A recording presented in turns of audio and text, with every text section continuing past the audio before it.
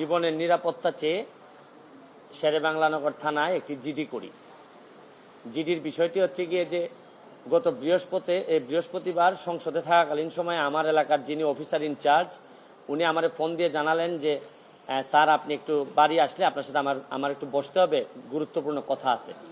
তো শুক্রবারে আমি বাড়ি যাওয়ার পর উনি দুপুরবেলা আমাকে বললেন, আমাকে একটা মেসেজ দেখালেন যে উনাকে একটা লোক 2-3 দিন ফোন করার পর উনি যখন আমলে নিচ্ছিলেন না তখন উনারে একটা মেসেজ দেয় যে ওই লোকটা, অজ্ঞাতনামা লোকটা আমার সাথে দেখা করতে চায়, কথা বলতে চায়, দেখা করতে চায় না, কথা বলতে চায়।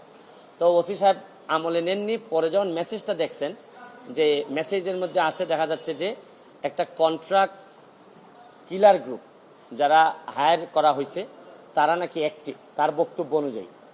তো ওসি সাহেব আমারে উনার ফোন দিয়ে ওই অজ্ঞাতনামা ব্যক্তির সাথে